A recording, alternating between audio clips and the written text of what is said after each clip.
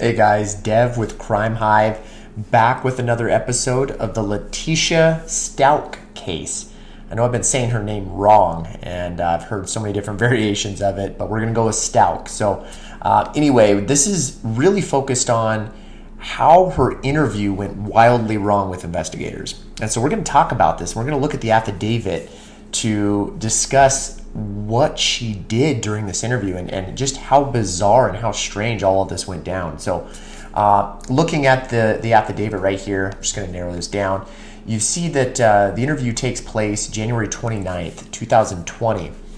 And this interview is with the El Paso County Sheriff's Office. This is in Colorado Springs.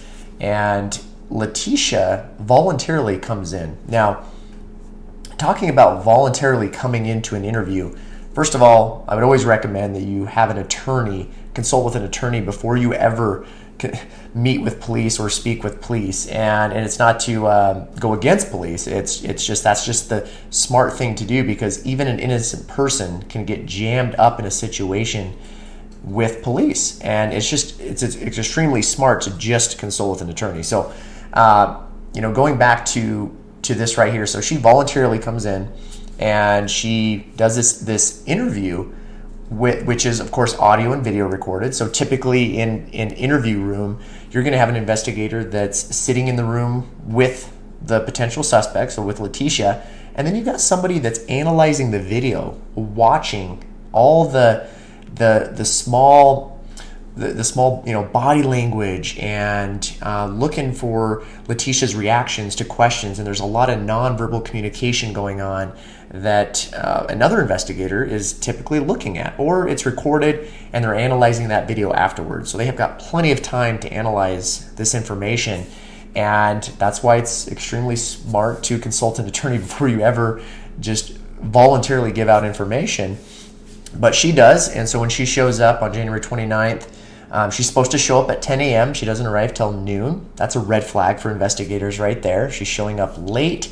She's been evasive with them as you're reading through the affidavit. She's been hard to track down, according to them. So she's just creating this, she's being very evasive, and she's creating these red flags in investigators' minds. So when she actually sits down for the interview, they provide food and water. And if you're wondering why they mention that, it's interesting. They mention these things in reports because investigators want you to know that she was free to leave. I mean, this is an interview. She freely came. Oftentimes with these interviews, investigators will even leave the door open and actually say at the beginning of the interview that, hey, of course you're free to leave. You're not under arrest. And they'll say that throughout this interview. Now, if she were under arrest and they were asking specific questions about this, then they're required to give her Miranda rights, right?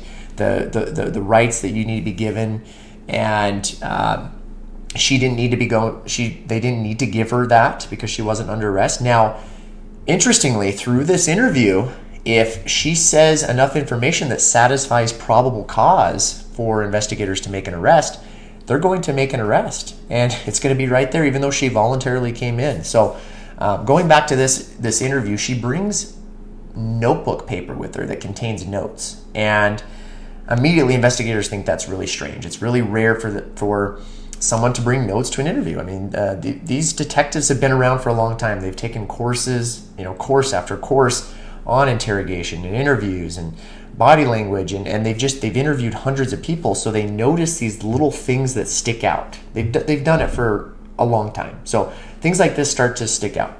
Now, as they start interviewing about what actually happened in this case, she gave so many different statements, and it's really bizarre because she starts out talking about how she was held at gunpoint and raped by an Hispanic male that she called Eduardo. Now, it's a really strange story, and as we get into it here, if you're looking here, how it starts is Leticia says that she arrives home. This is January 27th, 2020. She says she disarms her security system, and she goes into the basement. There, apparently, there's Eduardo, and he's in the basement, and he starts attacking her and points a gun at her.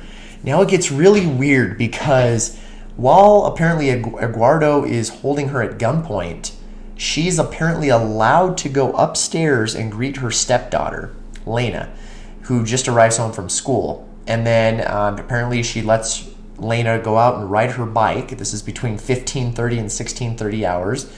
And this is interesting to note right here in this spot, because what's common in interrogations or just interviews, people will say things that are truthful, and they kind of weave the truth in with these lies. So Leticia knew that Lena had arrived, and so she wove that into her storyline, which was true. Investigators actually looked at video that corroborated that story, and they did see Lena out riding her bike. They actually saw her arrive from school, so they were able to corroborate some of that evidence. Now, what's really strange, though, is she's held at gunpoint, and later on in the affidavit, detectives note that, if somebody's holding you at gunpoint, they're not going to let you just go upstairs and greet your granddaughter and then hopefully wait for you to come back down to the basement.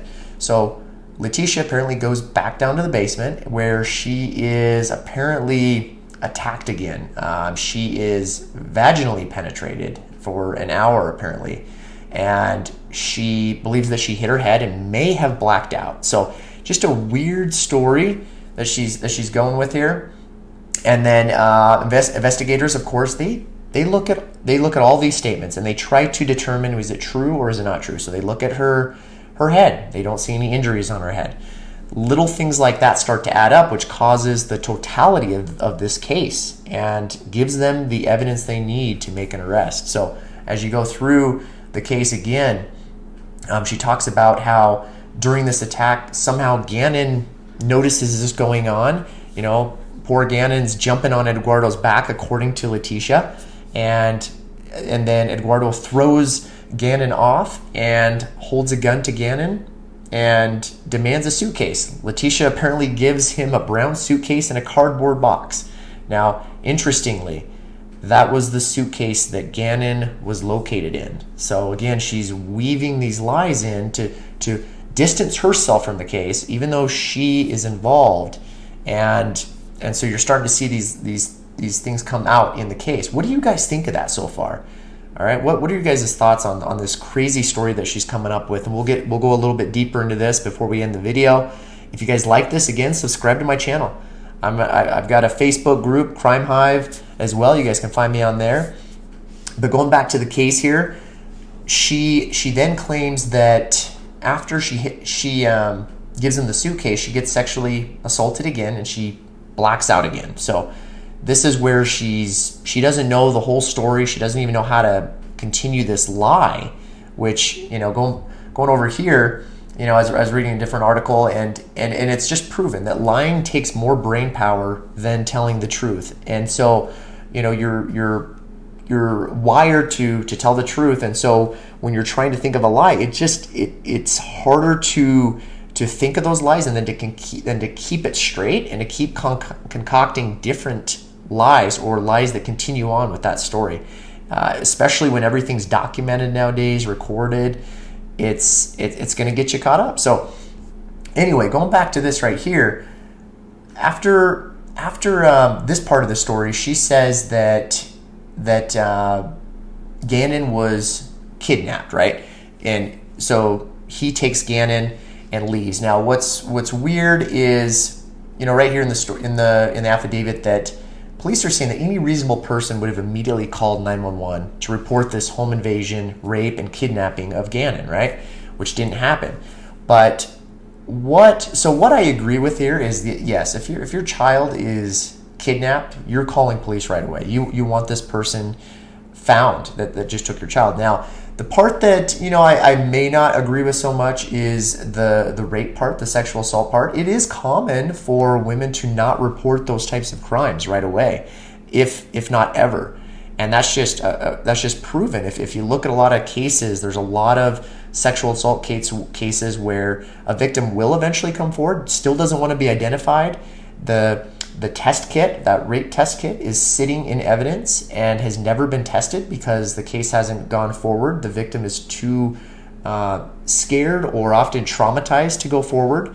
in these cases. So that part I can understand of somebody not coming forward to police, but with the child, that's hard to believe if somebody's kidnapping your child. What do you guys think of that aspect of it? Now, going forward here, they of course, investigators start looking at her statements that she made to see if it's false and misleading. So they go back to technology, and they start looking at cameras, and they don't see any Hispanic male enter the house. They don't see any. They don't see any evidence of that. They look through.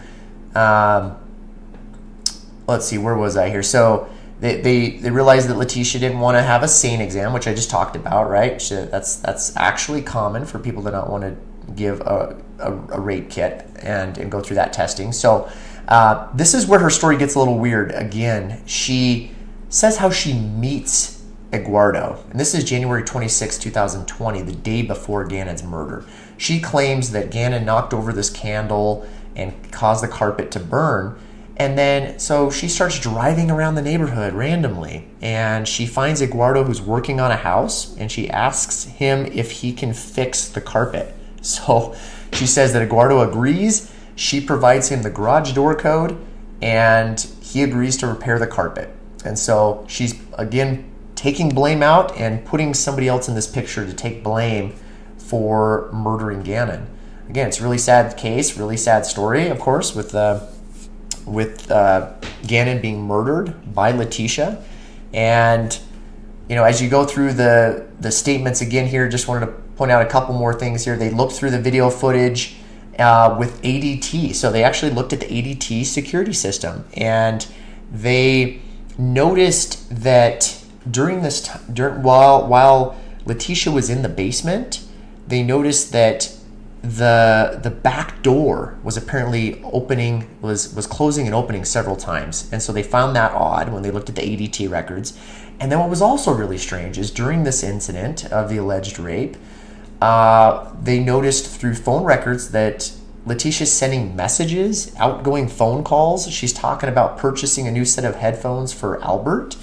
And who does that during an attack? Of course, all these little bits of evidence add up, and her interview, just all that information she gave, they have begun to slam that door shut on this case. And so that's all I wanted to talk about really with the interview.